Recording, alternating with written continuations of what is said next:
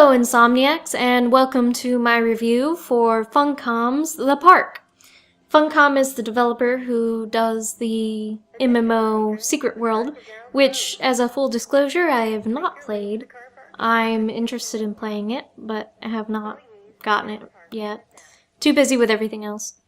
So I'm gonna go ahead and do a short review of it. I didn't want to do a Let's Play because it's another story-driven experience set in a horror-themed environment. So I didn't want to go ahead, I didn't want to do a Let's Play of it. It turned out to be about an hour and a half long, and that's only because I missed something and wanted to go back. So with the walking time, it took a little bit longer than it probably would have if I had gotten everything the first time around.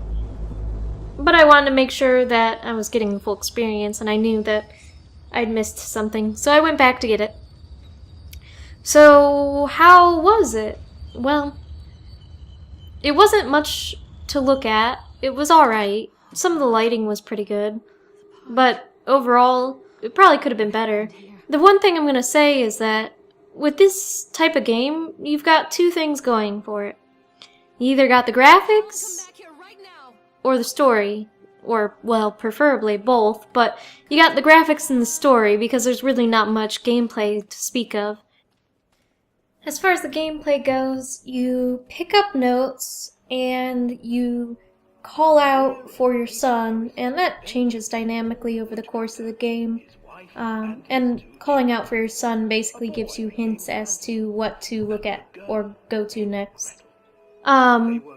So what did I think of the graphics? They were okay.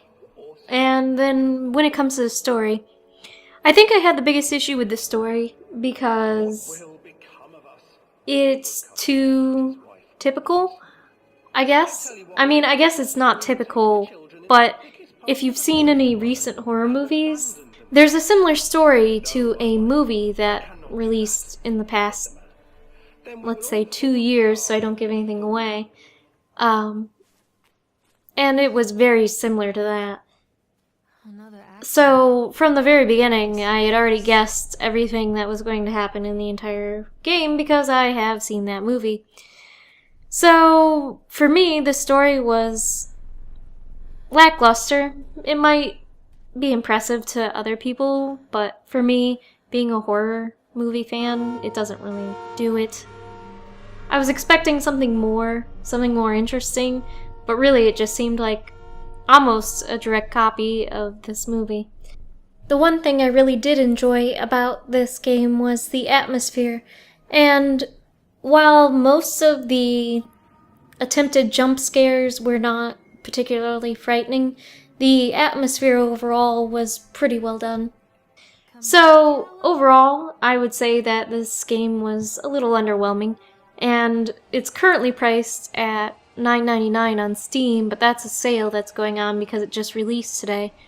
So, and its regular price, I believe, is $13.